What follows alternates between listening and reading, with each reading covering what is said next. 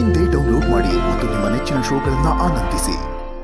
ಹೆಣ್ಣಿನ ಶಕ್ತಿ ಏನು ಅಂತ ಎಲ್ರಿಗೂ ತೋರಿಸಿದ್ದೀರಾ. ನಿಮ್ಮಂತ ಹೆಣ್ಮಕ್ಳು ಪ್ರತಿ ಮನೆಯಲ್ಲೂ ಇರಬೇಕು.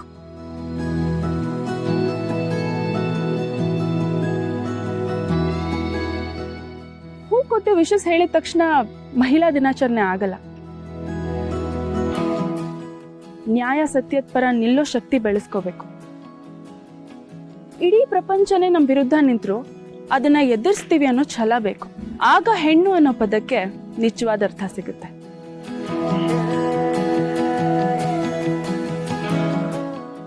ಎಷ್ಟೋ ವರ್ಷಗಳಿಂದ ಈ ಸಮಾಜ ನಮ್ಗೆ ಮಾತಾಡಕ್ ಅವಕಾಶ ಕೊಡದೇನೆ ಸುಮ್ಕಿರಕ್ ಹೇಳ್ತು. ಮೌನ ಅಷ್ಟೇ ಮಾತಾಯ್ತು. ಆದ್ರೆ ಇವತ್ತು ಆ ಮೌನನೇ ಬಂಧನದ ಸರಪಳಿನ ತುಂಡು ಮಾಡೈತೆ.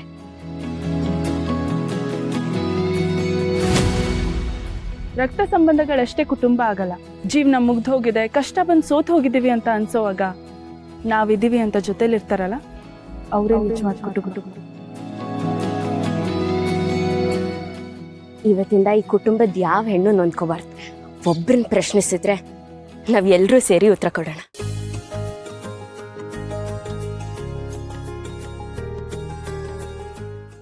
ಇವತ್ತು ಒಂದ್ ವಿಷಯ ಅಂತ ತುಂಬಾ ಚೆನ್ನಾಗಿ ಅರ್ಥ ಆಯ್ತು.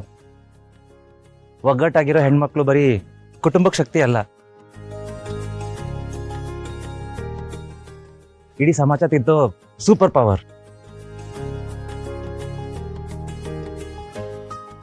ನೀವೆಲ್ಲ ನ್ಯಾಯಕ್ಕೆ ಬೆನ್ನೆಲುಬು ಅಂತ ತೋರಿಸ್ಕೊಟ್ರಿ. ಜೊತೆಲಿ ಸೇರಿದ್ರೆ ಶಕ್ತಿ ಏನು ಅಂತ ನಿಮ್ಮಿಂದ ನೋಡಿ ಕಲಿಬೇಕು. ಈ ಶಕ್ತಿ ಮೌನದಲ್ಲೂ ಮಾತಾಡುತ್ತೆ, ನಿಂತಿದ್ರೂ ಹೋರಾಡುತ್ತೆ, ಕಣ್ಣೀರಿದ್ರೂ ಧೈರ್ಯ ತುಂಬುತ್ತೆ.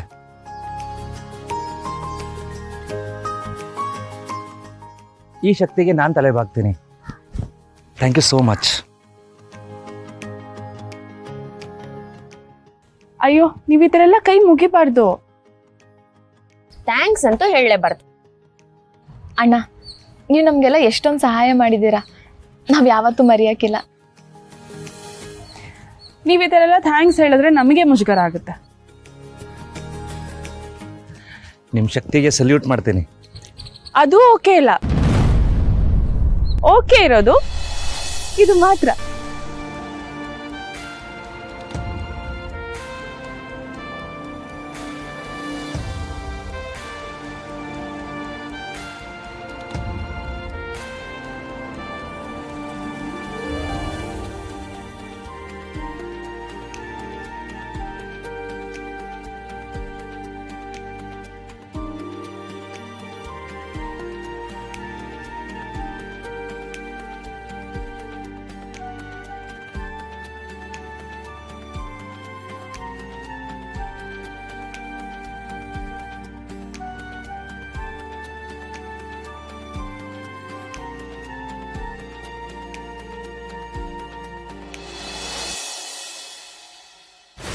ನಮ್ಮ ಪ್ಲಾನ್ ಈ ಥರ ಉಲ್ಟಾ ಆಗತ್ತಂತ ಅನ್ಕೊಂಡಿರ್ಲಿಲ್ಲ.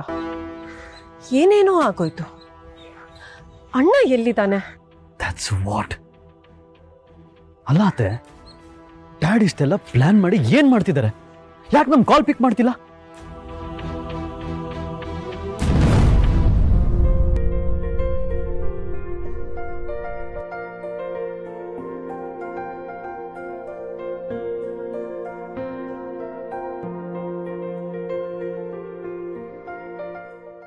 ಕಳ್ಳ, ನೀನ್ ಬಿಡುಗಡೆ ಆಗಿರೋ ವಿಷಯನ ಮೊದಲು ಅತ್ತೆಗೆ ಹೇಳ್ಬೇಕು ಕಣೋ. ಬಂಗಾರಿಯಲ್ಲಿ ಅಜ್ಜಿ ಹಾಸ್ಪಿಟಲ್ ಮುಂದೆ ಉಪವಾಸ ಸತ್ಯಾಗ್ರಹ ಮಾಡ್ತಿದ್ದಾರೆ. ನೀನ್ ನಿರಪರಾಧಿ ಅಂತ ಪ್ರೂವ್ ಆಗಿ ಹೊರಗೆ ಬರೋವರೆಗೂ ಅಲ್ಲೇ ಕೂತಿರ್ತೀನಿ ಅಂತ ಹಠ ಮಾಡಿದ್ದಾರೆ. ನಿನ್ನೆಯಿಂದ ಅವ್ರು ಏನೂ ತಿಂದಿಲ್ಲ ಕಣೋ.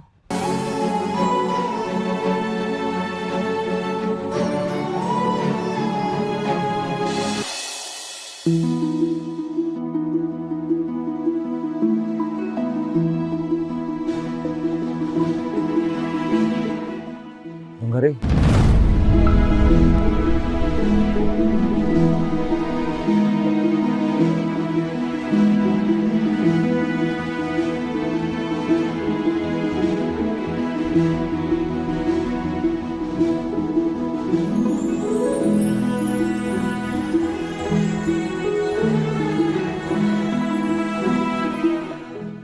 ಆ ದೇವ್ರ ಅನ್ಯಾಯ ಮಾಡಲ್ಲ ಅಂತ ನನಗೆ ಗೊತ್ತಿತ್ತು ಕೊಡೋ.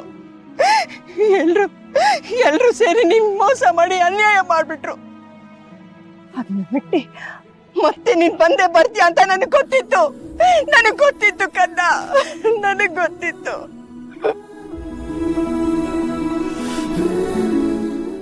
ನೀನು ಇರುವಾಗ ನನ್ಗೆ ಏನಾಗುತ್ತೆ ಹೇಳು? ಅದು ಸುಲಭವಾಗಿ ನನ್ನ ಸೊಲಗ್ ಬಿಡ್ತೀಯ ನೀನು?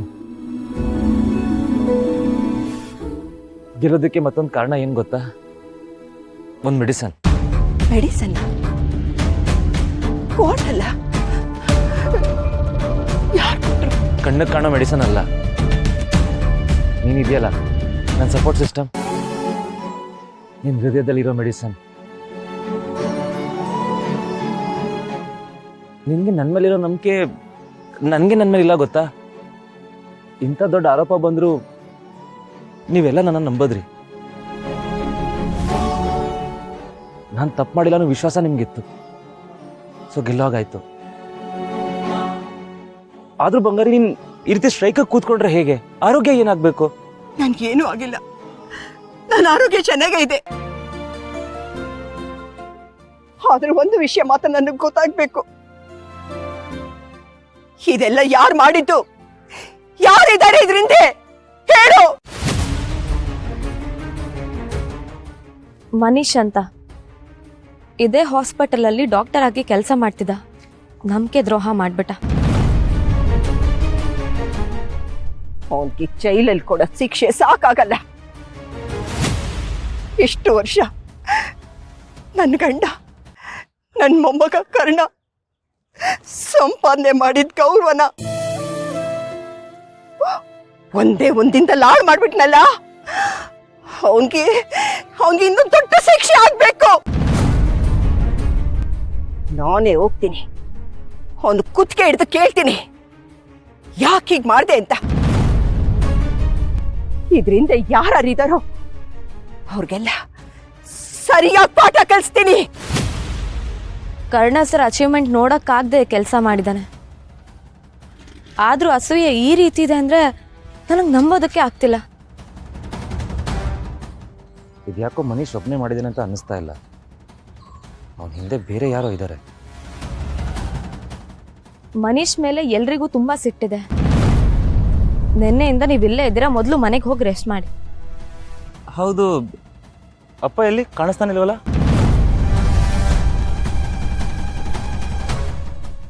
ಗೊತ್ತಿಲ್ಲ ಕರ್ಣ, ನಾನು ಅದೇ ಯೋಚಿಸ್ತಾ ಇದ್ದೇನೆ.